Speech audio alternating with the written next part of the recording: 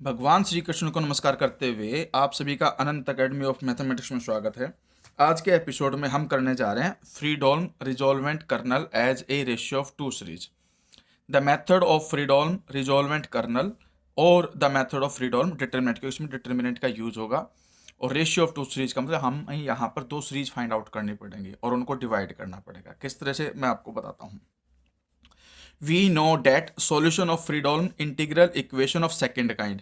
ये आपके पास Fredholm equation of second kind होती है u x is equal to में f x plus lambda a to b k x t u t d t, यानी कि इक्वेशन 1 आ गई। Is given by the formula. और इसका सॉल्यूशन हम पहले भी कर चुके हैं रिजोल्वेंट कर्नल का यूज करके, कि जो यू एक्स है उसको हम लिख सकते हैं u x is equal to f x plus lambda integration, ये सारा चेंज होकर के यहाँ पे आ जाएगा।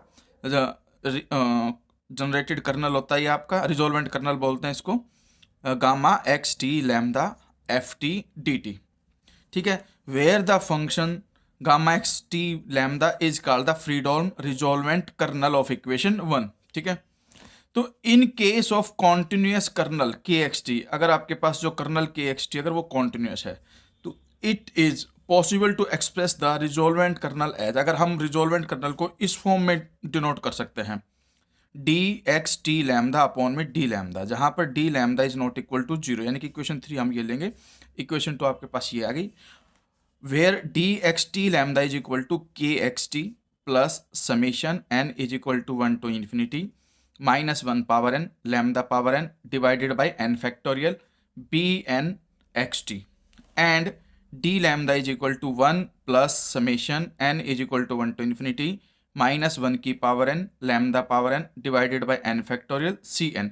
अब हमारे पास अगला काम ये होता है कि हम बी एन और सी एन कैसे निकालेंगे वो देखिए। तो ये 5 इक्वेशन इसमें है। ठीक है, अब हमारे पास बी एन एक्स टी क्या होता है। बी एन एक्स टी का मतलब ये है कि a to b a to b a to b, ये इंटीग्रेशन है एन टाइम्स।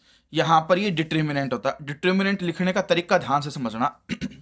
यहाँ पर पहला वेरिएबल एक्स फिक्स होगा और फिर टी फिक्स होगा, इसके बाद एक्स लास्ट तक फिक्स रहेगा, और जो टी है टी के बाद टी1 आएगा, फिर टी2, फिर लास्ट में टी एन, यानी कि के x T one dot dot करते करते के एक्स टी एन। अब हम जैसे ही सेकेंड रो में आएंगे तो एक्स की जगह पे टी1 आ जाएगा, फिर टी1 के साथ टी1 के साथ टी1, फिर डॉट डॉट करते टी1 के साथ एन ना टी एन। सेम वे में अब ये देखो एक्स, फिर टी1 टी2 टी3, लास्ट में आकर टी एन आएगा, और टी एन जो है टी1 और टी एन तक जाएगा आपके पास, और ये यहाँ पर आ जाएगा d t one d t two d t n, क्योंकि एन टाइम्स इंटीग्रेशन करेंगे। पहला इंटीग्रेशन होगा विद रिस्पेक्ट टू टी1, second integration with respect to d two, और जो nth इंटीग्रेशन है वो with respect to t n. और जो सी एन है उसमें भी एन टाइम्स इंटीग्रेशन होगा, लिमिट ए टू बी होगी, जो डिटर्मिनेंट लिया जाएगा आपके पास उसमें सेम है, बस अंतर कहाँ है वो देखिए। इसमें स्टार्टिंग हुई थी एक्स टी से, लेकिन यहां पर जो स्टार्टिंग हो रही है वो टी वन से, यानी कि एक प्रकार से एक रो और एक कॉलम छोड़ दी गई, जो बच गया वो हम यहां पर लिखेंगे। यानी कि स्टार्टिंग होगी टी वन टी वन से लेकर के टी एन तक, फिर नेक्स्ट टी टू, फिर यहां से के टी2 से टी एन तक, और लास्ट में टी एन से लेकर के टी एन तक चला जाएगा। यानी कि एक प्रकार से फर्स्ट रो फर्स्ट कॉलम छोड़ने के बाद जो बचता है वो लिखा जाता है उसका डिटर्मिनेंट।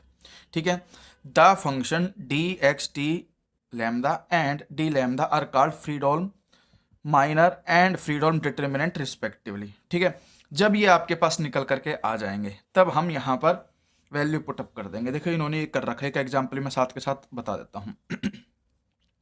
जो डी एक्स टी लैम्डा है वो आपका आएगा summation n is equal to 0 से इन्फिनिटी माइनस 1 की power n lambda n upon n factorial b n x t. यानी कि अगर मैं यहाँ पे b1 पुट करता हूँ एन की, यानी कि सबसे पहले तो n को 0 पुट करते हैं तो b नॉट एक्स टी जो है वो के एक्स टी के ही इक्वल होता है। फिर b1 का मतलब है n की वैल्यू 1 रख दो, फिर b2 का मतलब हो जाएगा n की वैल्यू 2 रख देंगे। तो इस तरह से सबका समेशन करेंगे b1 वाले केस का, फिर n की वैल्यू 2 रखने पर b2 आ जाएगा, फिर प्लस b3, और वो आप यहाँ पर b1 का मतलब सिर्फ आपके पास एक ही इंटीग्रेशन होगा। ठीक है, उसमें आपके पास 2/2 का एक इंटीग्रेशन बन जाएगा, उसका डिटरमिनेंट सोल्व करके कंप्लीट कर लेना उसको। अब आगे एग्जाम्पल से ही वो चीज़ समझ में आएगी आपको। देखिए एग्जाम्पल कैसे है। Using the Fredholm determinant find the resolvent kernel of k x t हमें दे रखा है 2x माइनस में एक्साइल, ठीक है, x 0 to 1 है और एक्साइल जो है वो 0 to 1 है। तो यहाँ पर जो के एक्स टी दिया 2x माइनस लैम्डा दिया, इक्वेशन 1 आ गई आपके पास। इसके बाद इन्होंने ये तो फॉर्मूला वही दोबारा से लिख दिया, भाई रिजोल्वेंट करना ये होता है। अब हमें ये दोनों कैसे निकालना है उसका फिर फॉर्मूला लिख दिया। यहाँ पे ये बी नोट होता है और बी नोट आपका के एक्स एक्साइल के इक्वल होता है, वो उसमें के एक्स टी था, आपके पास टी के जगह पे यहाँ पे क्या आ गया एक्साइल, बस इतना ही चेंज है, ठीक है। बाकी ये फॉर्मूला है आपके पास और यहाँ एन की वैल्यू 1 से स्टार्ट होगी, ठीक है। और डी लैम्डा भी यहाँ पे सी नोट की वैल्यू यहाँ पे 1 होती है, 1 प्लस में summation n is equal to 1 से इन्फिनिटी माइनस 1 की power n lambda n upon में एन फैक्टोरियल, ये है आपका सी एन। तो इक्वेशन 2 3 4 लिखने के बाद फिर आप क्या करोगे, बी एन एक्स एक्साइल निकालोगे, एन टाइम्स तक का इंटीग्रेशन लिया जाएगा, मतलब वही फॉर्मूला लिख दिया आपकी बार, बस टी की जगह पे एक्साइल लिखा गया है और कुछ नहीं है। सी एन का भी वही सेम फॉर्मूला लिखा गया। अब यहाँ पर एक्साइल है नहीं तो T1 T2 वगैरह है, तो इसमें टी है नहीं, इसलिए टी की जगह पे एक्साइल लिखेंगे नहीं, फर्स्ट कॉलम छोड़ करके जो बचता है वो एज इट इज लिखा जाएगा डिटर्मिनेंट में।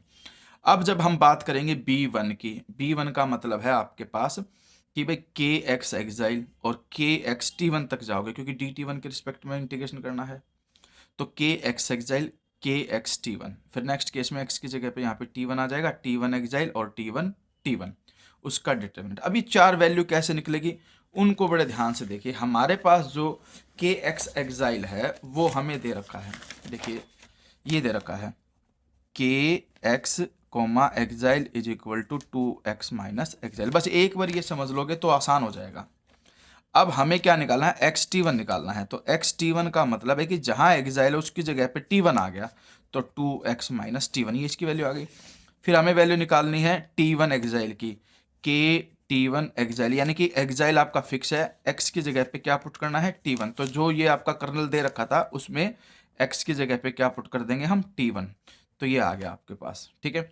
और अगर मुझे निकालना है के T1 कोमा T1, तो इसका मतलब आपके पास T1 तो जो है आपका फिक्स है स्टार्टिंग में है, बस एक्साइल की जगह फिर से T1 आ जाएगा, यानी कि x की जगह पे भी T1 आ जाएगा और एक्साइल की जगह पे भी T1 आ जाएगा, तो ये हो जाएगा 2T1 minus T1 which is equal to T1। तो ये 4 वैल्यू रख दी, देखो के एक्स एक्साइल की वैल्यू ये रही, फिर यहाँ पर आपके पास है आपका के एक्स T1 की वैल्यू 2x माइनस T1, यहाँ पर वैल्यू रख दी 2x माइनस T1, ये है T1 एक्साइल की वैल्यू है 2T1 माइनस एक्साइल, वो यहाँ पुटअप कर दी, और 2T1 माइनस T1 सोल्व करके T1 आ गया, वो यहाँ रख देंगे।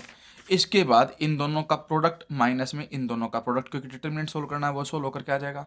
कुछ कैंसिल होता है तो कैंसिल कर दो, अदरवाइज जो भी कुछ आपके पास बचा उसका integration with respect to T1 करना, और T1 के रिस्पेक्ट में करोगे तो बाकी अदर चाहे वो एक्साइल हो चाहे वो एक्स हो वो कांस्टेंट काउंट किया जाएगा। तो इसका तो हो जाएगा 2x T1 square divided by T2, क्योंकि T1 स्क्वायर अपॉन 2, माइनस में एक्साइल T1 अपॉन 2, फिर माइनस में 4x T1 स्क्वायर अपॉन में 2, या फिर आप एक काम कर सकते हो, जितनी भी ये T1 वाली वैल्यू ना इन सबको कलेक्ट करके T1 कॉमन ले लो, जैसे इन्होंने ये नेक्स्ट पेज पे करके दिखा रखा, अलग अलग करके जो कांस्टेंट है वो बाहर ले लिया T1 DT1, फिर 2x एक्साइल 0 to 1 1 DT1, फिर प्लस में 2 0 से 1 T1 स्क्वायर DT1। अब इनका इंटीग्रेशन कर दिया, T1 का हो गया T1 square upon 2, upper limit 1 put करोगे तो 1/2 आएगी, 2 से ये 2 कट जाएगा, सिर्फ ये कंडीशन। सेम वे में 1 का आएगा T1, अपर लिमिट माइनस लोअर लिमिट करके 1 ही आएगा, इसलिए 2x एक्साइल ही रह जाएगा, और इसमें T1 स्क्वायर है, इंटीग्रेशन करोगे तो T1 की पावर 3/3, फिर अपर लिमिट 1 पुट करोगे तो 1/3 माइनस में लोअर लिमिट 0 तो 0 ही, तो 1/3 आएगा, 1/3 को 2 से मल्टीप्लाई 2/3, तो ये आपके पास B1 आ गया। जब हम B2 की बात करेंगे तो B2 का मतलब ये है, देखो x एक्साइल के बाद एक्साइल की जगह पे फिर T1 आएगा, फिर एक्साइल की जगह पे क्या आएगा T2, इस तरह से 3 कॉलम बनेंगे। B2 वाले में 3 कॉलम बनते हैं, एक एक्साइल वाला, एक T1 वाला और एक T2 वाला, ठीक है। x फिक्स रहता है, फिर यहाँ पर आपका x की जगह T1 आ जाएगा, फिर वही एक्साइल T1 T2, और फिर थर्ड केस में T2, यानी कि ऐसे भी x मतलब ऐसे x T1 T2 और इधर एक्साइल T1 T2, तो ये 3/3 का डिटर्मिनेंट बनेगा। उसके अंदर वैल्यू पुटअप करने के बाद अगर कुछ कॉमन जाता है तो कॉमन लो, नहीं तो इन्होंने ऑपरेशन लगाया है कि भाई C1 माइनस C3 इस तरह से करके और C2 माइनस C3 करके, यानी कि ये C1 है और ये C3 है, इसमें से इसको सब्ट्रैक्ट कर दिया, यानी कि तीनों की तीनों वैल्यूज में ये तीनों वैल्यूज सब्ट्रैक्ट करके यहाँ लिख दी, फिर C2 में से भी C3 को माइनस करके यहाँ लिख दिया, तो हम देखते हैं कि भाई आपके पास T2 माइनस एक्साइल तीनों में कॉमन जा रहा है बाहर। इधर से आपके पास ध्यान से देखें तो T2 माइनस T1 भी बाहर जा रहा है। अब दो कॉलम आइडेंटिकल हो गए, उसमें डिटर्मिनेंट जीरो हो जाता है, zero into something equal to zero, तो ये वैल्यू जीरो आ गई। It follows that b n x एक्साइल इज इक्वल टू जीरो। जहां पर वो जीरो आ जाता है उससे आगे हमें निकालने की जरूरत नहीं है, क्योंकि वहां से आगे ऑटोमेटिकली वो जीरो ही होगा। B3 भी जीरो, B4 भी zero and B5 etcetera all are equal to zero. तो n इज ग्रेटर देन 3। ठीक है, यानी कि आपके पास n की वैल्यू 3 और 3 से बड़ी के लिए आपके पास बी एन एक्स एक्सएल वो जीरो हो जाएगा। सेम वे में हम अब CA1 निकालेंगे। C1 में सबसे पहले 2/2 का आता था हमारे पास, लेकिन इसमें क्या है 1/1 का आता है, जिसमें T1 रखते हैं। यानी कि x की जगह पर भी T1 रखेंगे और एक्सएल की जगह पर भी T1। तो 2T1 माइनस T1 सिंप्लीफाई करके T1 आया, उसका इंटीग्रेशन करके 1/2 C1 की वैल्यू आ गई। फिर C2 में दो टर्म होती है, एक तो T1 वाली और एक T2 वाली। तो इसमें x की जगह पे T1 यानी कि 2x माइनस एक्साइल था, x की जगह पे क्या आ गया T1 और एक्साइल की जगह पे भी यहाँ T1 आ गया। फिर ये T1 T2 और यहाँ पे ऐसे ही T2 T1 और T2 T2। ठीक है, तो इसका डिटर्मिनेंट सोल्व करोगे, इंटीग्रेशन करोगे, एक बार तो T1 के रिस्पेक्ट में इंटीग्रेशन करोगे upper limit minus lower limit, फिर जो भी आया उसका विद रिस्पेक्ट टू T2 करोगे upper limit minus lower limit, value आ जाएगी आपके पास C2 की। अब हम देखते हैं कि जो C2 है वो आपके पास आया सोल्व होकर के कंप्लीट 1/3। सेम वे में अब हम C3 करेंगे। C3 में ट्रिपल इंटीग्रेशन होगा, T1 से स्टार्ट होकर T1 T2 T3 और ऐसे ही T1 T2 T3। तो 3/3 का डिटर्मिनेंट बनेगा, उसके अंदर ऑपरेशंस लगा के देखना, या फिर अगर कोई भी दो रो या दो कॉलम आइडेंटिकल बन रहे हो तो वो जीरो हो जाएंगे, यानी कि इसका डिटर्मिनेंट सोल्व होकर के क्या आएगा वो जीरो। तो इसके बाद भी हम नहीं निकालेंगे। अब हमारे पास जो डी एक्स एक्साइल और लैम्डा था उसमें देखिए सबसे पहली तो वैल्यू होती थी B0 की, यानी कि वो कर्नल के ही इक्वल होता KX एक्साइल, वो लिख दिया। फिर प्लस हमारे पास पहली वैल्यू रखते थे n की वैल्यू 1, तो -1 की पावर। मैं आपको ये पूरा करके दिखा देता हूँ, नहीं तो फिर आपको समझ में नहीं आएगा।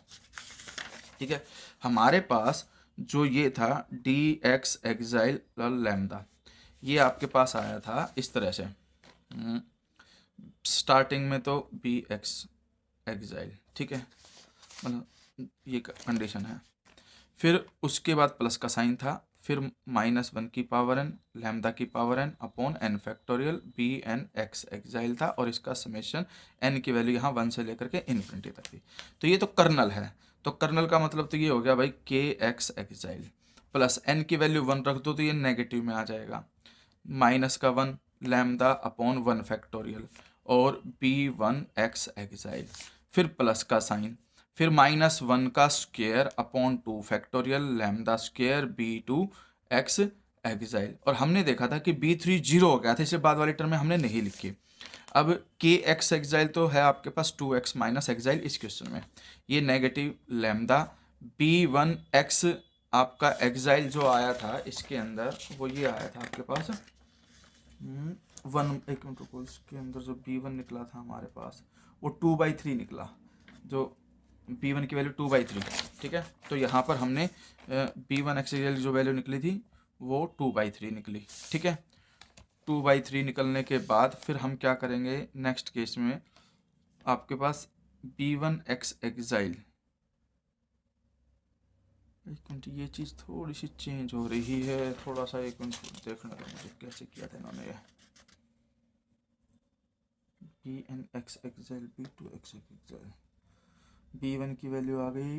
अच्छा, B1 की वैल्यू एक्चुअली में ना आपके पास ये आई थी, माइनस में ये भी था, मैंने सिर्फ 2/3 को देख लिया, ये वैल्यू भी है आपके पास, यानी कि आपके पास जो B1 की वैल्यू है यहाँ पर 2/3 तो है ही, प्लस का साइन लगाओगे 2x एक्साइल भी है और -x माइनस एक्साइल भी है, ये B1 की वैल्यू है। फिर प्लस का साइन, -1 का स्क्वायर तो 1 अपॉन 2 फैक्टोरियल लैम्डा स्क्वायर और B2X एक्साइल, B2 जो आया आपके पास यहाँ पर हमने देखा वो जीरो आ गया, तो इसलिए ये कम्प्लीटली जीरो हो जाएगा। अब इसको थोड़ा सा सिंप्लीफाई करके लिखते हैं 2x माइनस एक्साइल नेगेटिव, और ये आपके पास क्या हो गया, पहले तो ये लिख दो, इन दोनों में से x कॉमन है तो x कॉमन है तो 2 एक्साइल -1 इंटू एक्स, माइनस में एक्साइल और प्लस में 2/3, ये आपके पास आ गया dx एक्साइल लैम्डा। ठीक है, उसके बाद सेम वे में जो हम ये निकालेंगे डी एक्स लैम्डा। एक मिनट, दूसरी जो चीज़ निकली थी ना डी लैम्डा वाली, इसमें हम C1 का यूज करते थे, अब वो निकाल रखी है।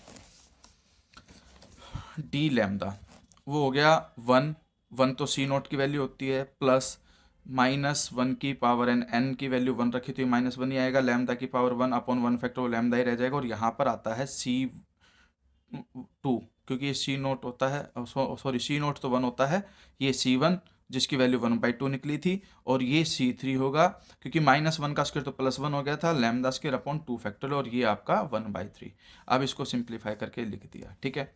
ये वैल्यू आने के बाद फिर ये रिजोल्वेंट करना निकालते हैं, जिसका फॉर्मूला ये होता है, इसमें इसकी वैल्यू हमारे पास ये निकल करके आई, इसको न्यूमरेटर में रख दो और डिनोमिनेटर में ये वैल्यू रख दो, ठीक है। तो ये आपका आंसर आ जाएगा। हमें रिजोल्वेंट करना ही निकालना था, वो यहाँ पर आ गया, ठीक है। सेम वे में जो दूसरा क्वेश्चन है के x exile 1 + 3x exile B1 निकालोगे, उसमें फिर आपका B2 निकलेगा, फिर BN निकलेगा, उसी तरह C1 C2 करके फॉर्मूले में डाल दोगे और ये आपका है, ठीक है। तो इस तरह से ये 2 एग्जाम्पल मैंने साथ के साथ समझा दिए, इनको एक बार खुद से करके ज़रूर देखना,